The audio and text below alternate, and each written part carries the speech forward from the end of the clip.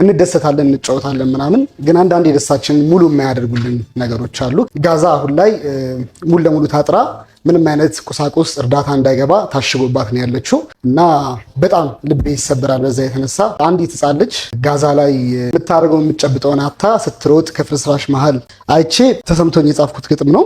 ጭው ሲል ከባቢው ሰው ሳጣ ከጎኔ በድንገት ሲጨልም ብርሃናማው ቀኔ ሲደፈርስ ደርሶ እንቡጡ ስክነቴ በበደል ሲናውዝ ፍኩ ጨቅላነቴ ብሶት እየናጠኝ እጦት እያባባኝ ሰላም እየራበኝ ተስፋ እየቀዘፈኝ እላለሁ ያ አላህ እላለሁ ያ አላህ ሳይገታኝ ጎዳናው ነፋስ ፍርስራሹ ከንፋለሁ ወደሱ ፈጣን ነው ምላሹ።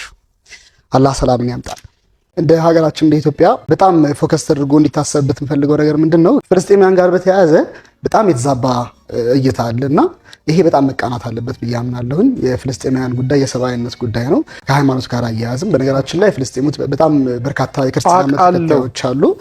አዎ፣ እና አብያተ ክርስቲያናትም መሳጅዶች የሚፈርሱትና ይሄን በደንብ ታሳቢ ብናደርግና ጉዳዩን በሰብአዊነት አድርገን ይዘነው ለነዚህ ለተበደሉ ንጹሃን እንድንቆምላቸው በምንችለው ሁሉ ድምፅ እንድንሆንላቸው አንዳንዴ አቅም ታጣለህና ምንም ማድረግ አልችልም። አሁን እኔ ምናልባት ሶሻል ሚዲያ ላይ ቲክቶክ ላይ ምናምን አንዳንድ ሀሳቦችን ከማሻገር ባሻገር እዛ ሄጄ ይህን ነገር ላስቆም የምችልበት ፓወር የለኝም እና